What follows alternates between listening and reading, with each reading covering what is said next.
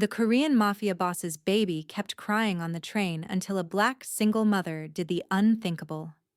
The infant's screams pierced through the first-class cabin like shattered glass.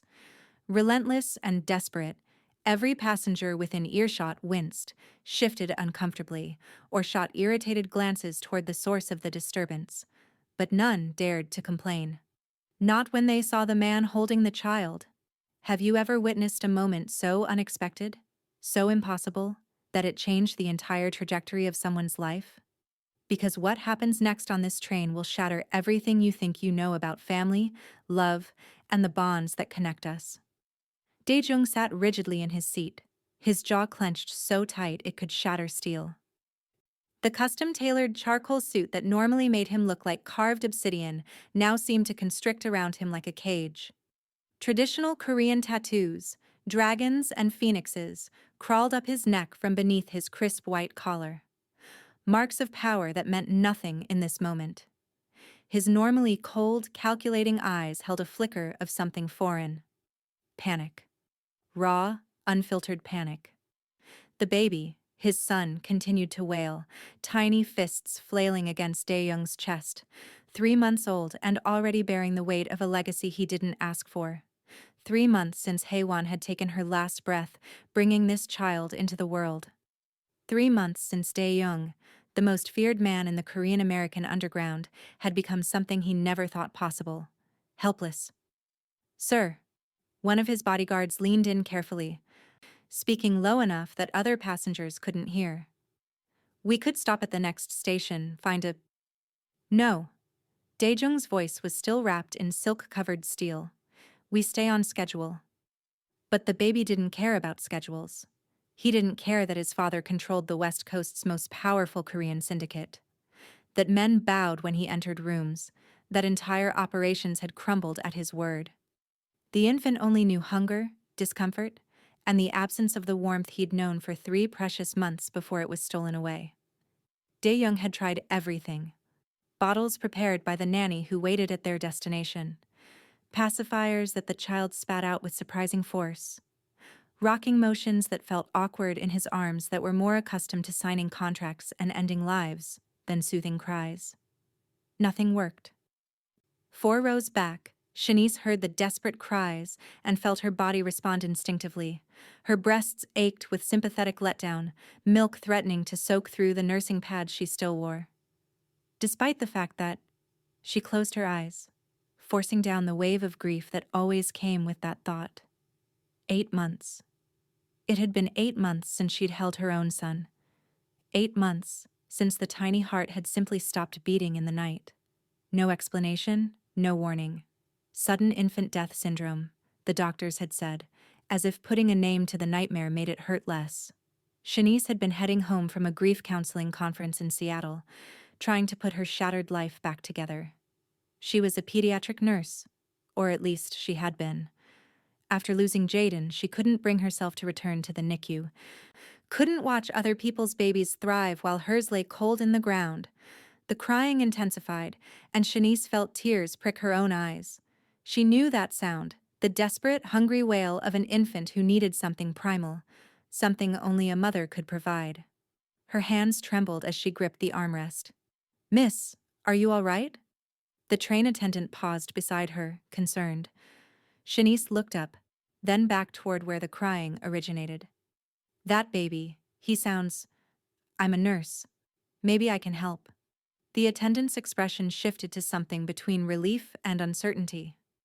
"The passenger has been quite firm about not wanting assistance, but if you'd like to try, I suppose it couldn't hurt." Shanice unbuckled her seatbelt before she could second-guess herself, following the attendant down the aisle. With each step, her heart pounded harder. This was insane. She was still lactating. Her body hadn't gotten the memo that there was no longer a baby to feed. But she couldn't just offer to breastfeed a stranger's child, could she? A Korean stranger's child. A man who looked like he could end her with a glance. Then she saw him. Dae-jung sat like an emperor on a throne, even in distress. Sharp cheekbones that could cut glass, a strong jaw darkened by precisely maintained stubble, and eyes so dark they seemed to absorb light rather than reflect it. The tattoos on his neck told stories in ink, traditional Korean imagery that marked him as someone dangerous, someone powerful. He wore authority like a second skin, and danger rolled off him in waves that made her survival instincts scream to turn around. But the baby in his arms looked so small, so helpless against that broad chest. The infant's face was flushed red from crying, tiny features scrunched in misery, skin a beautiful blend of Korean and something else, a complexity that spoke of mixed heritage. Shanice noticed something else. The way other passengers, particularly the few other Korean passengers in first class, averted their eyes when Daijung's gaze swept over them. The way the bodyguard behind him stood with military precision, earpiece visible, hand resting casually near his jacket in a way that suggested a weapon. The way the air itself seemed to bend around this man. And she was about to walk up to him and offer to breastfeed his child. God help her. Sir. The train attendant's voice was cautious, respectful. This passenger is a nurse. She wondered if she might. Dae-young's gaze snapped to Shanice. And she felt the impact like a physical blow. Those eyes could strip flesh from bone, could make grown men confess sins they hadn't even committed. For a moment, Shanice forgot how to breathe. A nurse, he repeated, his voice low and rough like gravel wrapped in velvet. An accent lingered at the edges, Korean inflection softened by years in America. Pediatric, Shanice heard herself say, though her voice sounded far away. I know that cry. He's hungry. I've tried the bottle. Frustration cracked through Dae-young's controlled exterior. He won't take it. Shanice's eyes moved from the man to the baby, and something in her chest cracked open. The infant's cries had taken on a desperate edge, the kind that spoke of real distress. She'd heard it too many times in the NICU, and her body responded before her brain could catch up. Some babies won't take artificial nipples, she said softly, stepping closer despite every instinct telling her to run from this dangerous man. Especially if they were breastfed initially. Was his mother? Something shifted in Dae-jung's expression, a flash of such raw pain that Shanice caught her breath. She died, he said flatly. 3 months ago, giving birth to him. The cabin seemed to go silent around them, though the baby still cried. Shanice's eyes burned with unshed tears, her grief recognizing his even as her nurse's training kicked in. Then he's probably refusing the bottle because he's looking for something familiar, she said, her voice barely above a whisper. Something he associates with comfort and safety. Their eyes locked, and Shanice saw the exact moment he understood what she was implying. His jaw tightened, and for a second she thought he might order her away. But then the baby let out another desperate wail, and something in the untouchable Mafia boss crumbled. Are you offering what I think you're offering? His voice was dangerous, testing, as if he couldn't quite believe what he was hearing. Shanice swallowed hard. This was insane. This was beyond insane. But the baby was suffering and her body was producing milk that had nowhere to go. And maybe, just maybe, she could help this tiny life, even though she'd failed to save her own. I'm still producing, she admitted, her cheeks flushing. I lost my son 8 months ago. My body I haven't been able to stop it. If you'd allow me, I could try. The silence that followed was deafening. Every passenger in first class had gone quiet. Sensing they were witnessing something profound, even if they couldn't quite understand what. Shanice felt the weight of their stares, some curious, some disapproving. She saw a Korean woman 2 rows up whisper something to her companion, shock evident on her face. Dae-young stared at this woman, this stranger who had just offered the most intimate gift one human could give another, and felt the ground shift beneath him. In his world, there were no gifts. Everything had a price. Every kindness hid a blade. But this woman's eyes held only compassion and a grief that mirrored his own. The restroom, he said abruptly, standing with fluid grace despite the child in his arms. It's more private. Shanice's heart hammered as she followed him toward the first-class lavatory, acutely aware of the bodyguard who fell into step behind them. This was real. This was actually happening. The bathroom was small but luxurious, as luxurious as a train bathroom could be. Daijung stood in the doorway, his large frame taking up most of the space, hesitation written across features that probably hadn't shown uncertainty in years. "I'll wait outside," he said finally, his voice rough. "Unless you need—" "I'll be fine," Shanice assured him, though her hands shook as she reached for the baby. "What's his name?" "Minjun." The word came out like a prayer and a curse. "After my grandfather." Shanice took the infant carefully, cradling his small body against her chest. Minjun's cries had diminished to hiccuping whimpers, as if he sensed something was about to change. She looked up at Dae-young, at this dangerous, powerful man who had just entrusted her with his most precious possession, and saw vulnerability that took her breath away. "I'll take care of him," she promised. Dae-jung nodded once, sharp and controlled, then stepped back to let her close the door. The moment it clicked shut, Shanice felt the weight of what she was about to do settle over her like a blanket. Her hands moved on autopilot, unbuttoning her blouse with the efficiency of someone who had done this 1,000 times before. The nursing bra came next, and then she was positioning Minjun at her breast, supporting his tiny head the way she'd supported so many infants in the NICU. For a moment, nothing happened. Minjun whimpered, turning his face against her skin, searching. Then his instincts kicked in and he latched on, and Shanice felt the familiar pull and release as he began to nurse. Tears streamed down her face silently as she looked down at the baby in her arms. He wasn't Jaden. He would never be Jaden. But he was a child who needed comfort, who needed nourishment, who needed the one thing her body was still desperate to provide. "It's okay, little one," she whispered, stroking his dark hair. "It's okay." Outside the door, Dae-young stood with his fists clenched at his sides, his bodyguard wisely maintaining distance. The silence that had replaced his son's cries was both a relief and a torment. He'd just handed Minjun to a complete stranger.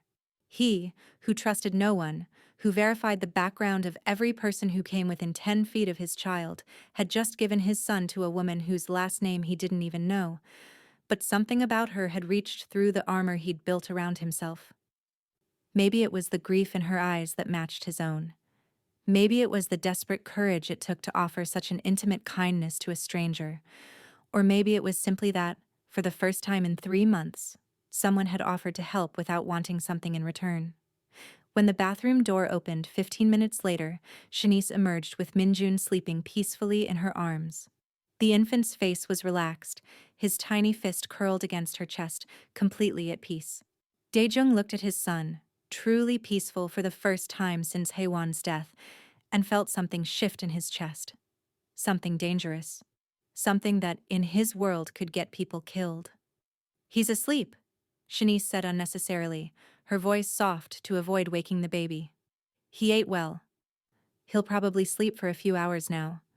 She moved to hand Minjun back, but Daejung's hand shot out to stop her, his fingers wrapping around her wrist with surprising gentleness. "Your name?" he demanded, though his tone had lost its edge. "Shanice. Shanice Williams." "Daejung." He released her wrist, taking Minjun from her arms with practiced care. His son barely stirred, too content to wake. "I owe you a debt, Shanice Williams." "You don't owe me anything." Shanice began buttoning her blouse, suddenly aware of how intimate this situation was. "I was happy to help. In my world, everything comes with a price." Dae-young's eyes fixed on her with an intensity that made her breath catch. "And what you just did, feeding my son, giving him peace when nothing else could. That's not something I can simply walk away from." Something in his tone made Shanice's heart race with more than attraction. It sounded almost like a warning. "I should get back to my seat." "Wait." The word was command, not request. Daejung shifted Minjun to one arm with the ease of someone who'd been doing this alone for months, then pulled a business card from his suit pocket. "Call me when we land. I want to properly thank you." Shanice took the card reflexively, her fingers brushing his. The contact sent electricity up her arm, and from the slight widening of his eyes, he'd felt it too. "That's not necessary." "It is to me." His voice had gone soft, dangerous. "You gave my son something precious. The least I can do is buy you dinner." Shanice knew she should say no. Everything about this man screamed danger. From the way other passengers averted their eyes when he passed to the bodyguards who shadowed his movements. But there was something in his expression when he looked at his son, a vulnerability that called to her own broken heart. Dinner, she found herself agreeing. Just dinner. A ghost of a smile touched Dae-jung's lips, transforming his face from dangerous to devastatingly handsome. Just dinner, he echoed, though something in his tone suggested he was making a promise neither of them understood yet. If you're already feeling the weight of this moment, if you can sense where this story is heading and you want to see how deep this connection goes, do me a favor, hit that like button, subscribe to the channel, and share this with someone who believes in second chances. We're building a community here that believes in the power of stories that move us, that change us. Let's grow this family together. Shanice returned to her seat in a daze, the warmth of Minjun's small body still imprinted on her skin. She didn't notice the way Dae-jung's bodyguards were already pulling up information on her. Didn't see the calculating look in Dae-jung's eyes as he watched her walk away. In his world, in the world of the Korean-American Mafia, where tradition ran deeper than blood, what had just happened wasn't simple. It wasn't just a kind stranger helping a child in need.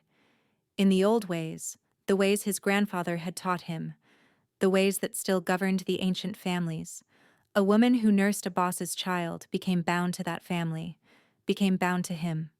Shanice Williams had just fed his son.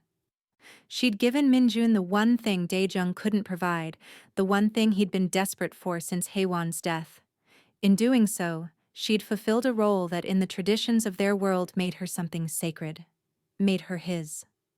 Shanice had no idea what she just walked into. The black SUV that picked up Shanice from her apartment 2 days later was not what she'd expected. She'd imagined a normal restaurant, maybe something upscale given Dae-jung's obvious wealth. Instead, the driver, a mountain of a man with cold eyes and an earpiece, had escorted her into a vehicle that screamed federal protection, or something darker. The windows were tinted so dark she couldn't see out, and the locks engaged with an ominous click the moment her door closed. "Where are we going?" Shanice tried to keep her voice steady as the SUV pulled into traffic. "The estate, miss." The driver's eyes met hers in the rearview mirror. "Mr. Day thought you'd be more comfortable with a private dinner, given the baby." The estate. Not Dae-jung. Not Mr. Day with casual American familiarity. The formal distance suggested this was business, not pleasure. Shanice's stomach twisted as pieces began clicking into place. The bodyguards on the train. The way passengers had given him wide berth. The ease with which he commanded others. The tattoos that marked him as something more than a simple businessman. The SUV wound through Seattle streets before heading into the suburbs, each mile taking them farther from public spaces and closer to sprawling estates hidden behind stone walls and iron gates. When they finally turned through a particular gate, this one guarded by 2 men with very obvious weapons, Shanice felt her heart climb into her throat. The estate was massive, a stunning blend of traditional Korean architecture and modern luxury. Curved tile roofs met floor-to-ceiling glass walls, manicured gardens stretched in every direction, koi ponds reflecting the evening light. Shanice counted at least 4 other security personnel patrolling the grounds before the SUV pulled up to the main entrance. "Miss Williams." A woman in her 60s appeared at the door, her expression severe as she looked Shanice over with barely concealed disapproval. "I'm Sun-hee, the house manager. Mr. Day is waiting in the nursery, if you'll follow me." Shanice caught the emphasis on Mr. Day. The way Sun-hee's lips thinned as she took in Shanice's appearance, her natural curls, her brown skin, everything that marked her as an outsider in this Korean household. The message was clear. You don't belong here. Sun-hee led her through a home that belonged in Architectural Digest. Marble floors inlaid with traditional Korean patterns, priceless artwork, both ancient scrolls and contemporary pieces. Furniture that cost more than Shanice's yearly salary, everything screamed wealth and power and danger. They climbed a grand staircase to the 2nd floor, and Shanice heard it before she saw it. Minjun's cries, not as desperate as on the train, but still distressed. Sunhee opened a door to reveal a nursery that was both opulent and surprisingly warm, decorated in soft blues and silvers with hand-painted murals of Korean landscapes covering one wall. Daejung stood by the window, Minjun wailing in his arms, his expression tight with frustration. He'd shed the suit jacket and rolled up his sleeves, revealing forearms corded with muscle, and Shanice's breath caught at the extensive tattoos that disappeared beneath the fabric. Not regular tattoos. These were deliberate, symbolic, traditional Korean imagery mixed with something darker. The kind of ink that told stories in the criminal underworld. Shanice. His voice was rough with relief as he turned. Thank God. He's been crying for you. Crying for me? Shanice's voice came out higher than intended. Daejung, what is this? Who are you really? Something flickered in his dark eyes. Respect, maybe, that she was asking directly. He gestured to Sunhee, who slipped out silently, closing the door behind her. Suddenly, Shanice was alone with the most dangerous-looking man she'd ever met, and his crying infant. I think you already know, Daejung said quietly, still rocking Minjun. You're smart. You've put the pieces together. You're with organized crime. It wasn't a question. I am organized crime. At least, I'm the head of the family. We control most of the operations from here to San Francisco. Imports, construction, shipping. Some legitimate, some less legitimate. Shanice backed toward the door, her hand fumbling for the handle. I need to leave. Minjun needs you. Daejung's voice stopped her, not because it was commanding, but because it was broken. Look at him, Shanice. Really look. Against her better judgment, Shanice did. The baby in Dae-young's arms was thinner than he'd been on the train. His cries had a weak quality that made her nurse's instincts scream alarm. Dark circles shadowed his tiny eyes, and his skin had lost the healthy flush infants should have. What happened? She was moving forward before she could stop herself. He looked fine 2 days ago.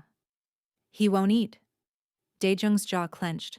Not the bottle, not anything. He took 1 bottle the night we landed, and since then he's refused everything. The pediatrician wants to hospitalize him, put in a feeding tube, but His voice cracked. I can't do that to him. He's already lost his mother. Shanice reached for Minjun, and the moment the baby was in her arms, his cries diminished to whimpers. He turned his face against her chest, rooting instinctively. Oh, sweetheart, you're so hungry. Aren't you? She whispered. I'm sorry. I know this isn't fair to you, Daejung said, running a hand through his hair, the gesture making him look younger, more vulnerable. I know I have no right to ask. But when I saw how he responded to you on the train, how peaceful he was.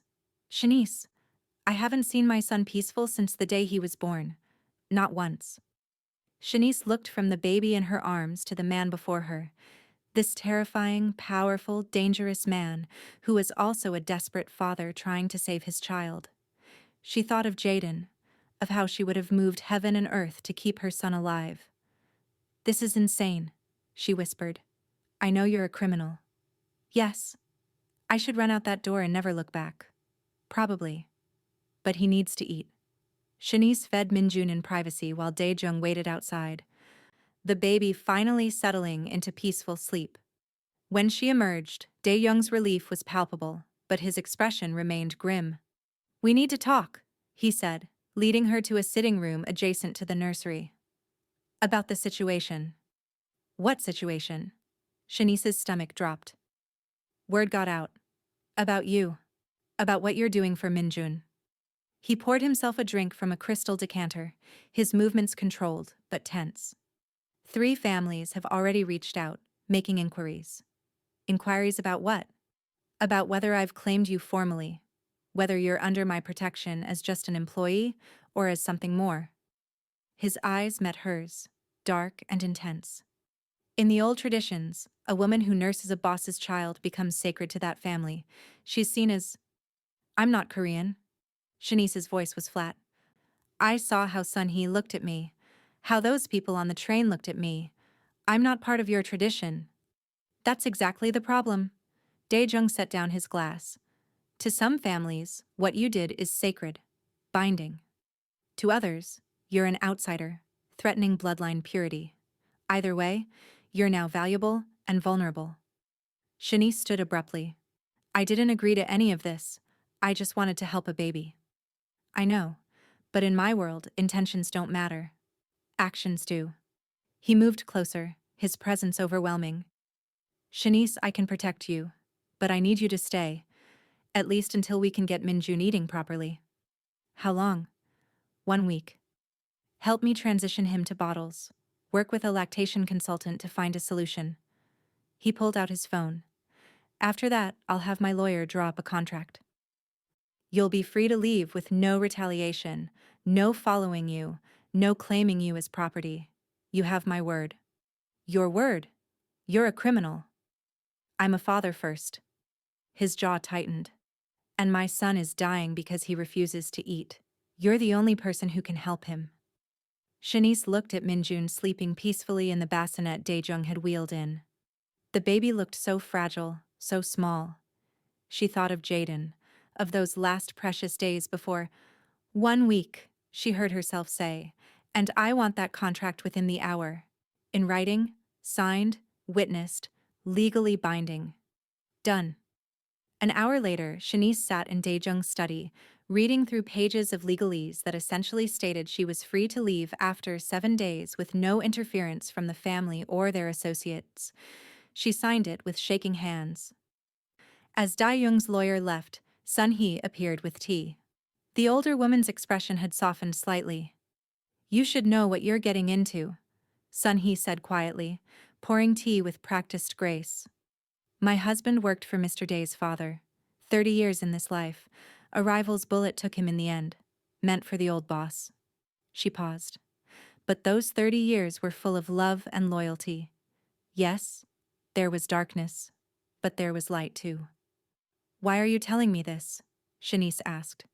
Because I see how Mr. Day looks at you. Like your salvation. Sun-hee's eyes held warning. But you're not Korean. The old families, they won't accept this easily. You'll face things. Prejudice, hatred, danger. The question is whether you're strong enough. I'm only staying a week. Sun-hee smiled sadly. That's what I told myself once. 40 years ago. After Sun-hee left, Shanice stood at the window overlooking the estate grounds. Armed men patrolled the perimeter. Cameras swept the property. She was in a gilded cage, bound by traditions she didn't understand, helping a child she was already starting to love. And the most terrifying part? Some small piece of her didn't want to leave. Daejung found her there an hour later. The guest suite next to the nursery is ready. Sun-hee will show you. Minjun will probably wake in a few hours. Daejung, why me? Why not hire a wet nurse? There are services. I tried. His voice was raw. They all refused once they learned who I was. No one wants to get involved with my family. But you offered without knowing, without wanting anything. He stepped closer. That makes you either very brave or very foolish. Probably both, Shanice whispered. His hand lifted, almost touching her face before he caught himself. 7 days, Shanice Williams. I'll spend them making sure you're safe. And when you leave, because I know you will, I'll make sure you stay safe. That's my promise. But as Shanice lay in the luxurious guest suite that night, listening to Minjun's soft breathing through the baby monitor, she wondered if 7 days would be enough. Enough to save Minjun. Enough to protect her heart from breaking again. Enough to escape before she fell for the dangerous man sleeping down the hall. 4 days into Shanice's 1-week stay, the estate had become a strange kind of home. Minjun was gaining weight, his cheeks filling out, his cries stronger and healthier. Shanice spent most of her time in the nursery, and Daejung was there for almost every feeding, sitting in the corner chair like a silent guardian, watching his son nurse with an expression that twisted Shanice's heart. He's doing so much better, Shanice said on the 4th evening, Minjun sleeping peacefully in her arms after his feeding. Another few days, and he'll be strong enough to try transitioning to expressed milk. Good. But Daejung's tone didn't sound pleased. He looked tense, wound tight. His jaw locked in that way she was starting to recognize, meant he was holding something back. What's wrong? I had you investigated. He said it without apology, meeting her eyes directly.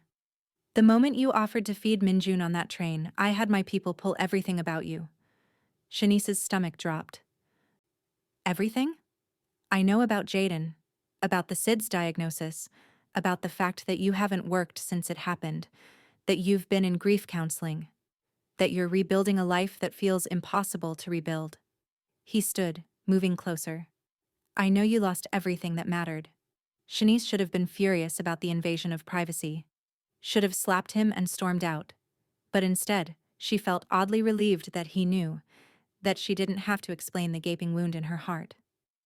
Then you understand why this can't be more than a temporary arrangement, she said softly. Why I can't get attached to Minjun, or to... She stopped, unable to finish. Or to me. Dae-young's voice was rough. He knelt beside her chair, his eyes level with hers.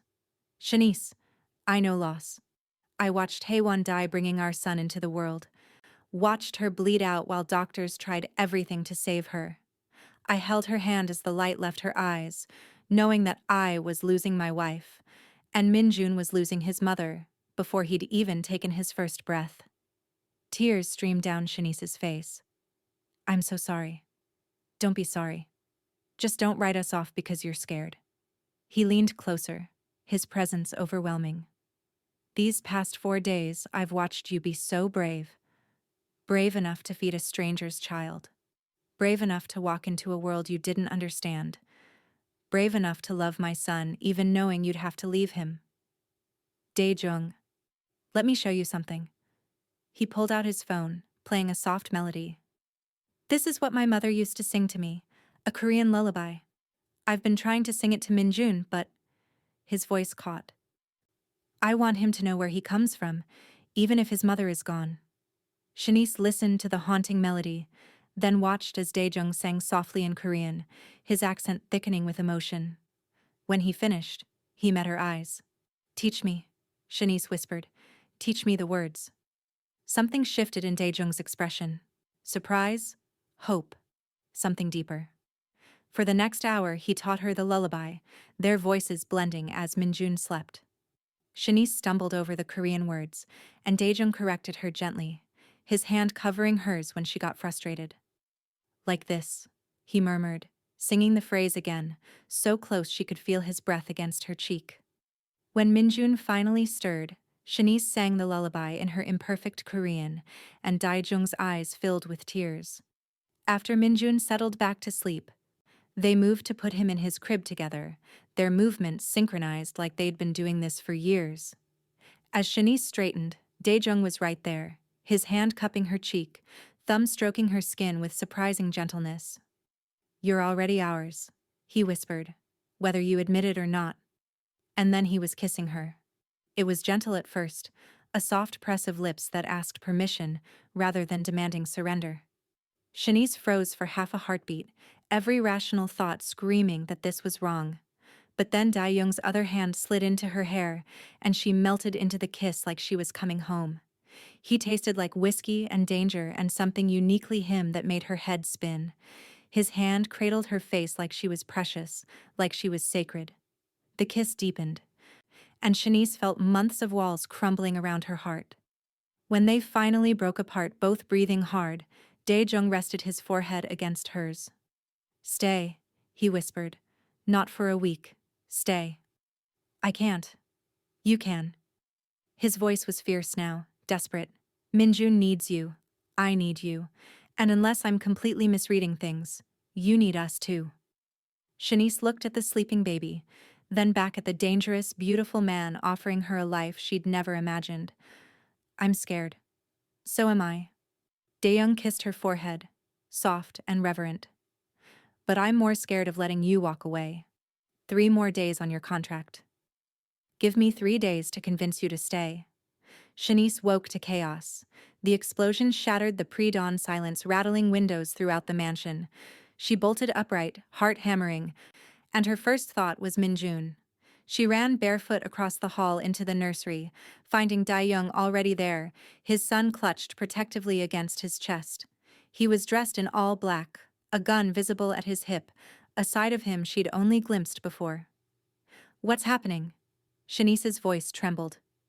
They made their move. Daejung's face was carved from stone, all vulnerability from their kiss the night before replaced by the cold boss she'd glimpsed on the train.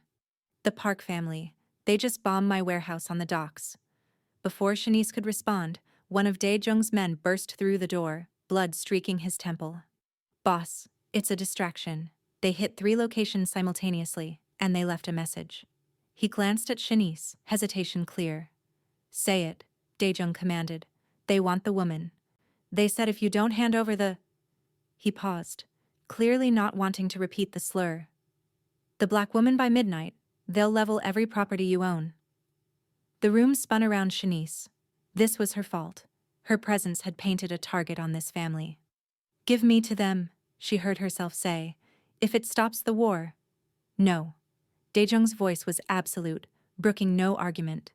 He handed Minjun to Sun-hee, who had appeared silently in the doorway. "Take him to the safe room, now." Then he was in front of Shanice, his hands gripping her shoulders with barely controlled intensity. "Listen to me very carefully. You are under my protection. That means I would burn this entire city to the ground before I let anyone take you. Do you understand?" Shanice saw it then. The monster everyone feared. His eyes had gone black and cold, his whole body radiating lethal intent, but his hands on her shoulders remained gentle, even as fury rolled off him in waves. "They'll kill you," she whispered. "They'll try." A dangerous smile curved his lips. "They'll fail. But Shanice, I need you to trust me. Can you do that?"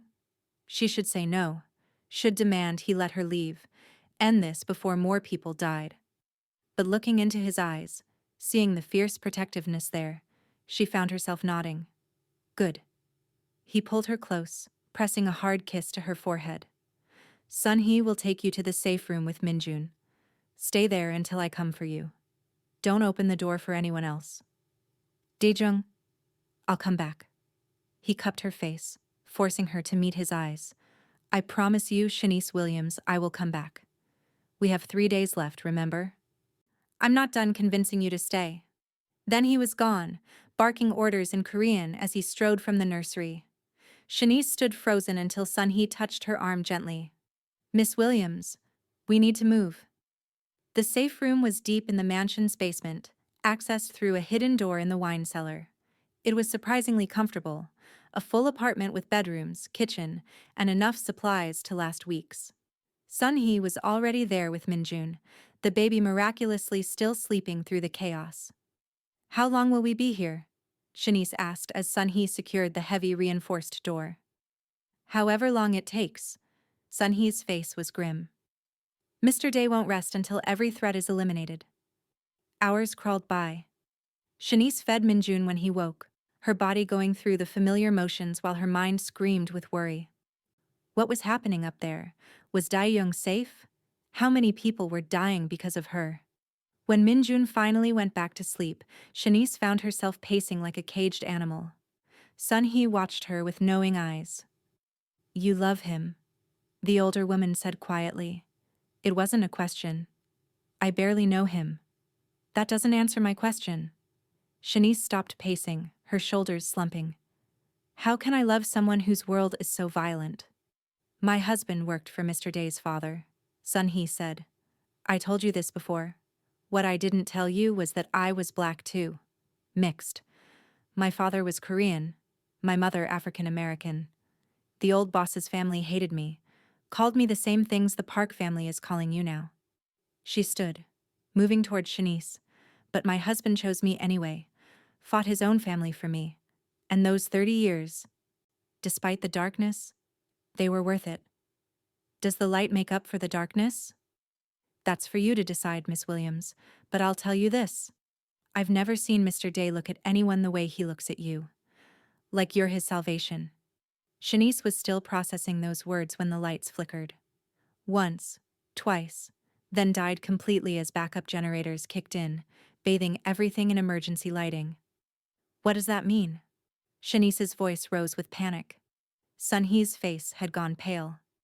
"It means someone cut the main power. It means they're here." The sound of gunfire erupted from somewhere above them, muffled but unmistakable.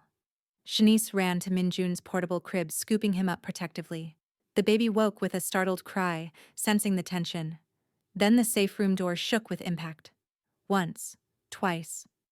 Someone was trying to break through. Sunhee moved with surprising speed, producing a gun from somewhere and positioning herself between Shanice and the door. "Stay behind me," she commanded. All grandmotherly warmth replaced by cold efficiency. More gunfire, shouting. The sounds of combat filtering down through the reinforced walls. Shanice clutched Minjun tighter, tears streaming down her face as she whispered nonsense reassurances to the crying infant. This was her fault. All of it. The explosion rocked the room, smaller than the warehouse blast but devastating in the confined space. Shanice's ears rang as smoke poured through a crack that had appeared in the supposedly impenetrable door. "Run!" Sunhee shoved Shanice toward the back of the safe room. "There's an emergency exit behind the bookshelf. Take Minjun and run." "What about you?" "I'll slow them down." Sunhee raised her gun, her expression resolute. "Mr. Day is counting on you to keep his son safe. Go, Miss Williams. Now." Shanice ran, Minjun screaming in her arms, fumbling for the hidden latch Sunhee had shown her during the safety briefing. The bookshelf swung open, revealing a narrow tunnel barely lit by battery-powered emergency lights. Behind her, she heard the safe room door finally give way. Heard Sunhee's gunfire, once, twice, 3 times. Heard a man's voice shout in Korean. Then she was in the tunnel, running blindly through the darkness with Minjun clutched to her chest, not knowing if she was running towards safety or into the arms of the enemy, not knowing if Daejung was alive or dead, not knowing if she'd ever get the chance to tell him that yes, God help her, she did love him. The tunnel seemed endless, but finally Shanice saw light ahead. She burst out into the night air, finding herself in the woods behind the estate. In the distance, she could see flames rising from the mansion, could hear the sounds of combat. And then she heard something else. A car engine getting closer. Shanice turned to run deeper into the woods, but it was too late. The SUV screeched to a stop, and men poured out. Not Daeyoung's men. She knew that instantly from the way they moved, from the predatory smiles on their faces. One of them stepped forward, older, with cold eyes, and a smile that made Shanice's blood freeze. "The famous wet nurse," he said in heavily accented English. "Finally, take her." Shanice fought, screaming, clutching Minjun desperately as hands grabbed her, but it was useless. They were professionals, and she was just a terrified woman trying to protect a baby. The last thing she saw before they forced a cloth over her mouth was the mansion burning in the distance, smoke rising like a funeral pyre into the dawn sky. Then darkness claimed her. Shanice woke in a room that reeked of old money and older sins. Her head pounded from whatever they'd used to knock her out, but her first thought was Minjun. She bolted upright to find the baby sleeping peacefully in an antique bassinet beside the ornate bed where she'd been placed. Relief flooded through her, followed immediately by terror. Where were they? Was Daejung alive? Awake finally. The voice came from the shadows. The older man from the woods stepped into the light, and Shanice's stomach twisted.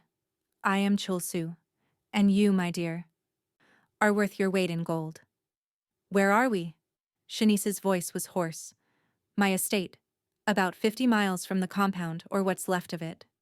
His smile was cruel. "Don't worry, your beloved boss is alive, for now. I made sure word reached him about where to find you." "You want him to come?" "Of course." Chul-Soo moved closer, and Shanice pressed herself back against the headboard. "Daejung destroyed my family 10 years ago. Killed my sons. Took my territory. Left me with nothing but scraps. And now," he gestured to Minjun. "Now he cares about something. Finally, after a decade of being untouchable, he has a weakness." He leaned in, his breath hot on Shanice's face. "2 weaknesses, actually. You and his precious heir, the sacred wet nurse and the son who bears his name. Tell me, does he love you?" "I don't know what you're talking about." "Don't play stupid." Chul-Soo's hand shot out, gripping her chin painfully. "I've seen the reports. The way he looks at you. The way he's protected you. Daejong hasn't cared about anything since his wife died, but he cares about you. He released her, smoothing his suit. And that is going to destroy him. He'll kill you, Shanice said, trying to sound brave. Perhaps. But first, he'll have to watch me hurt what he loves. And that, Chulsu's smile was vicious, will be worth dying for. He moved to the window, gesturing for Shanice to join him. Reluctantly, she did, keeping distance between them. In the courtyard below, she could see armed men patrolling, traditional Korean architecture surrounding them like a fortress. He's already here. You know, Chulsu said conversationally. Arrived an hour ago. Alone. No weapons, no backup. Hands raised in surrender. He turned to Shanice, eyes glinting. Do you know what he's offering me? Everything. His entire empire. Territory, businesses, operations, all of it. Just to keep you and his son safe. Shanice's heart stopped. He wouldn't... Oh, but he is. Right now, he's standing in my courtyard, willing to trade everything he's built for the life of a black woman and a half-breed child. Chulsu's disgust was evident. Pathetic. He's forgotten what it means to be Korean, forgotten honor and tradition. You've corrupted him. I didn't ask for any of this. No, you just swooped in like some savior, offering your body to feed his child. Do you know what the old families think of you? You're pollution, a stain on the bloodline. And Daejong, Chulsu spat the name like a curse.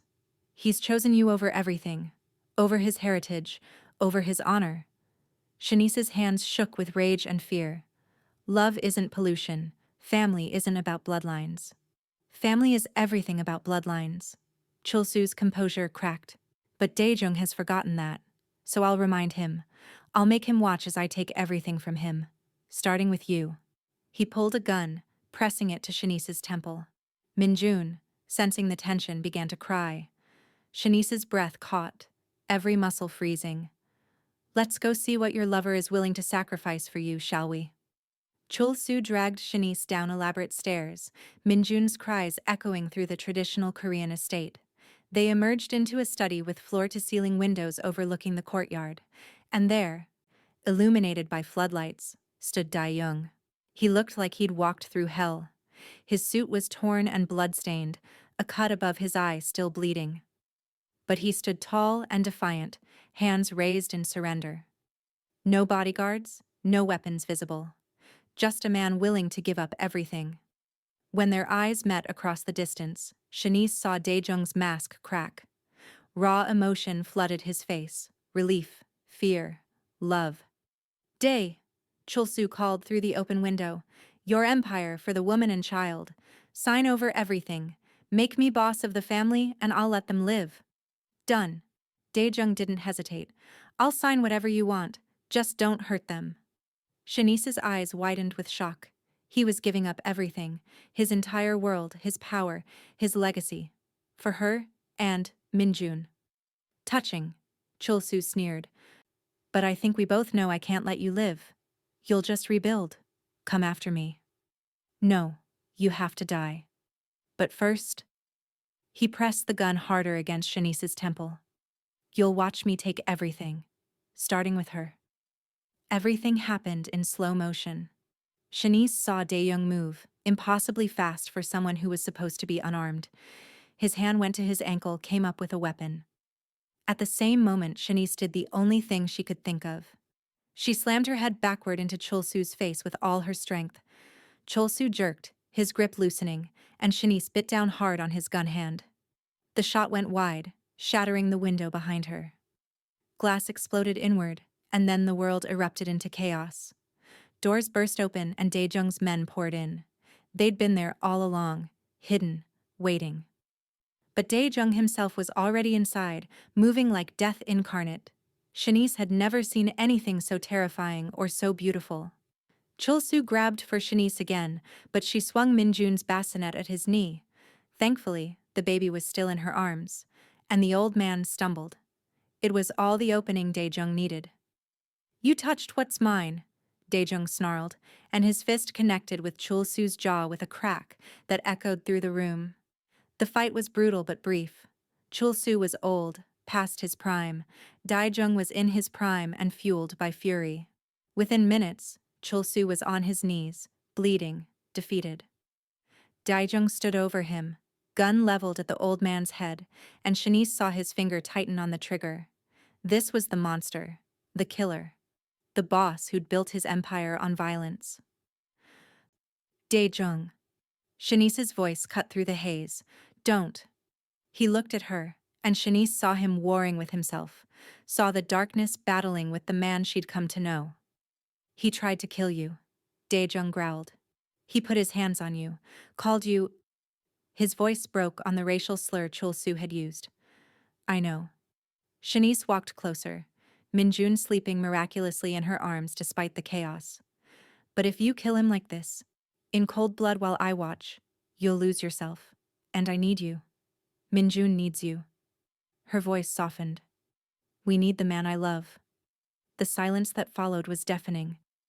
Daejung stared at her, the gun wavering. Say that again, he whispered. I love you. Tears streamed down Shanice's face. I love you, Daejung. I love your strength and your vulnerability. I love how you fight for your son. I love the man who taught me a Korean lullaby. I love you despite the darkness, despite the danger, despite everything that should keep us apart. Daejung lowered his gun slowly. He looked at Chul-soo, then back at Shanice, and she saw the moment he chose. Chose love over vengeance, chose mercy over violence, chose the man he could be over the monster he'd been. Take him, Daejung ordered his men. Turn him over to the council. Let them decide his fate for breaking the old laws, for targeting a sacred woman, for attacking a boss's heir. As Chul-soo was dragged away, screaming threats, Daejung crossed to Shanice. For a moment, they just stared at each other. Then he pulled her and Minjun into his arms, holding them like he'd never let go. I thought I'd lost you, he whispered into her hair. When I saw the safe room breached, when I couldn't find you. Shanice, I thought I'd lost you both. You found us. Shanice pulled back to look at his face, taking in the cuts and bruises. You gave up everything to save us. I'd give up everything 1,000 times over. He cupped her face with shaking hands. None of it matters without you. The empire, the power, the name. It all means nothing if you're not here. The families won't accept that, Shanice said. You can't just walk away from being a boss. Watch me. His eyes blazed with determination. I'm done with this life, Shanice. I'm done with violence and death and living in darkness. You made me want something more. Made me remember there's light in the world. He kissed her softly, reverently. I'm taking my son and the woman I love, and I'm walking away. My cousin has been waiting for this position for years. He can have it. I'm taking you and Minjun, and we're starting over somewhere far from this world. Somewhere safe. His forehead pressed against hers. If you'll have me. If you'll give me a chance to be the man you deserve. Shanice looked at this dangerous, beautiful man who'd just chosen her over everything. Who'd sacrificed his empire for love. Who'd let mercy triumph over vengeance because she'd asked him to. Yes, she whispered. Yes, I'll have you. Yes, I'll give you a chance. Yes to all of it. Daejung kissed her then, deep and desperate, pouring everything he felt into it. Around them, his men quietly secured the estate. But in that moment, it was just the three of them, a broken family becoming whole. The sun was rising over the estate as Daejung's men finished securing the property. Shanice sat in what had been Chul-soo's study, feeding Minjun, while Daejung made phone calls that would change everything. It's done, he said finally, ending his last call and crossing to where she sat. Jin Woo will take over the family. The council has approved the transition. Just like that? Shanice asked. You just walk away? Just like that. Daejung knelt beside her chair, watching Minjun nurse with that expression of wonder he always wore. I told them I'm retiring, that I'm taking my son. He paused, his hand covering hers. And the woman I love somewhere far from this world. Daejung, are you sure? This is your legacy, your family. You're my family now. His voice was fierce. You and Minjun. That's all that matters. He waited until Minjun finished eating and Shanice had settled him in his carrier before taking both her hands in his. Shanice Williams, I need to ask you something properly. Not because of ancient traditions or sacred bonds or anything the old families believe. He pulled a small box from his pocket, and Shanice's breath caught. I love you, Daejung said, his voice rough with emotion. I love your strength, your compassion, your beautiful soul. I love how you walked into my world without fear, how you fought for my son, how you made me want to be a better man. He opened the box, revealing a stunning ring, a diamond surrounded by smaller stones in a design that somehow blended Korean and American aesthetics. Will you marry me? Will you be my wife? Not because tradition demands it, but because I can't imagine my life without you. Tears streamed down Shanice's face. A week ago, she'd been a broken woman running from grief. Now she was looking at a future she'd never dared imagine, with a man who'd given up everything for her, with a child who'd healed something broken in her heart. I do love you, she whispered. God help me, I do. Yes, Daejung. Yes, I'll marry you. He slipped the ring on her finger and kissed her like she was oxygen and he'd been drowning. When they finally broke apart, both laughing and crying, Minjun made a small sound from his carrier. He approves, Shanice said, wiping her eyes. Good, because I already bought property in Oregon. Daejung pulled out his phone, showing her photos of a beautiful modern home near the coast, surrounded by forest. Far from the syndicates, far from the violence, a place where we can just be a family. Oregon, Shanice repeated, studying the photos. It's beautiful. It's ours if you want it. His arm wrapped around her waist. I want to give you everything, Shanice. A home, a future, a life where you don't have to be afraid. Where Minjun can grow up in peace. Where we can heal together. What about the families? Won't they come after you? The council gave me their blessing. Jinwoo will handle any dissent. Daejung's expression darkened briefly. And I made it very clear. Anyone who touches you or Minjun answers to every family on the West Coast. You're under permanent protection, even as I walk away. Shanice looked at the ring on her finger, then at the man beside her, then at the sleeping baby who'd brought them together. When do we leave? Tomorrow. If you want. Or we can stay a few days. Handle the transition. He kissed her temple. Whatever you need. Tomorrow, Shanice decided. I want to start our new life as soon as possible. Put all of this behind us. Tomorrow it is. Daejung stood, pulling her up with him. But first, we should probably get checked out by a doctor. Make sure you and Minjun are okay after... His voice caught, unable to finish.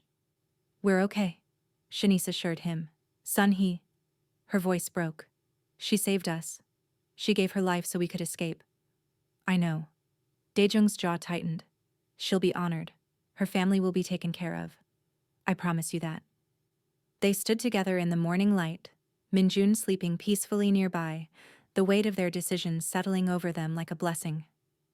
Daejung had chosen love over power, mercy over vengeance, hope over darkness, and Shanice had chosen courage over fear, trust over safety, love over loneliness. I can't believe this is real, Shanice whispered. Believe it. Daejung turned her to face him, his hands framing her face. We're going to build something beautiful together. Something our son can be proud of. A family forged not by blood or tradition, but by choice. By love, Shanice added. By love, Daejung agreed, and kissed her as the sun rose on their new beginning. 6 months later, Shanice stood in a small chapel overlooking the Oregon coast, wearing a simple white dress that somehow managed to incorporate both American elegance and subtle Korean design elements. Minjun, now 9 months old and healthy, babbled happily in the arms of their wedding planner, switching effortlessly between Korean and English sounds that made everyone smile. Nervous? Daejung asked, looking devastating in a charcoal suit, his hand warm in hers. Terrified, Shanice admitted, but in a good way. The wedding was small, just a handful of people who'd followed Daejung into his new life, Shanice's parents, who'd cautiously accepted their daughter's whirlwind romance with the reformed businessman, and a few friends Shanice had made in their coastal community. No one needed to know the whole truth about Daijung's past. That chapter was closed. The vows were simple. No mention of bosses or empires or sacred traditions. Just two people promising to love each other through whatever came next. When Daejung kissed her, Shanice felt complete for the first time since losing Jaden. This was her family now. Her impossible, beautiful, miraculous family. The reception was held at their home, a stunning modern structure that somehow blended Korean architectural elements with Pacific Northwest aesthetics. Clean lines and natural wood, traditional Korean screens alongside floor-to-ceiling windows overlooking the ocean. It was a perfect metaphor for their life, honoring heritage while embracing something new. As they danced under string lights on their deck, Minjun sleeping peacefully inside with a monitor nearby, Shanice marveled at how much had changed. "Any regrets?" she asked against Daejung's chest. "Not one." He pulled back to look at her. "Though I should warn you, I got a call today. Elder Park. Different Park family, from the East Coast. He asked to speak with us. Said it's important." Daejung's jaw tightened slightly. "I told him to come by after the reception." 2 hours later, as the last guest departed, a distinguished man in his 70s arrived. Shanice tensed, but Daejung's hand on her back was steady. "Elder Park." Daejung greeted him with careful respect. "This is unexpected." "Relax, Mr. Dae." The older man smiled warmly. "I come as a friend, not a threat. The council wanted someone to deliver this officially." He handed Daejung an envelope sealed with multiple family stamps. Daejung opened it, Shanice reading over his shoulder. It was a formal document signed by all the major Korean syndicates on both coasts, a permanent release from all obligations, all ties, all claims. "You're free," Elder Park said. "Truly free. No conditions, no strings. The families voted unanimously." He turned to Shanice, his expression respectful. "What you did for Mr. Day's son, Mrs. Day, that kind of love, that kind of sacrifice. It reminded us all why we have these traditions in the first place, why we protect women and children above all else." He bowed slightly to both of them. "And Daejung, you've taught us all something about honor and love. Real honor isn't maintaining tradition at all costs. It's protecting those you love, even when it means walking away from power." After Elder Park left, Shanice and Daejung stood on their deck in the darkness, the document still clutched in his hand. "It's really over," Shanice whispered. "It's really over." Daejung pulled her close. "New life, new beginning. Just us and Minjun." "And?" Shanice smiled, her hand going to her stomach, where their secret was still too new to be visible. "And maybe, sooner than you think. A little brother or sister for him." Daejung's eyes widened. "Are you 3 weeks along? I wanted to tell you after the wedding." She bit her lip nervously. "Is that okay?" His answer was to sweep her into his arms and spin her around, laughing with pure joy. When he set her down, both of them were crying happy tears. "More than okay, Shanice. You've given me everything. A reason to live, a reason to love, a future worth having." "You gave me that too," she said. "You and Minjun. You saved me when I thought I couldn't be saved." Inside, Minjun let out a small cry through the monitor. They broke apart with matching smiles. Parents now, partners, lovers, friends. "He's hungry," Shanice said. "Then let's go feed our son," Daejung replied, taking her hand. "Together, the way it should be." As they walked inside, Shanice looked back once at the ocean stretching endlessly before them, at the stars witnessing their happy ending. She'd walked into a storm 6 months ago on that train. She'd found the most dangerous man on the West Coast and fed his child. And somehow, impossibly, miraculously, she'd found her home. Not in a place, but in a person. In a man who'd given up an empire for love. In a baby who'd needed her as much as she'd needed him. In a family built not on blood or tradition or culture, but on choice. Shanice Williams, now Shanice Day, had finally found where she belonged, and she was never letting go. They found Minjun standing in his crib, tiny hands gripping the rail, tears streaming down his chubby cheeks. The moment he saw them, his face lit up, arms reaching for Shanice. "Mama," he babbled. The first clear word he'd said all week. Shanice's eyes filled with tears as she lifted him, and Daejung wrapped his arms around both of them. Their son, their family, their future stretching ahead bright and full of possibility. "We're here, baby," Shanice whispered in English, then repeated the sentiment in the Korean words Daejung had taught her. "We're here. We're always here."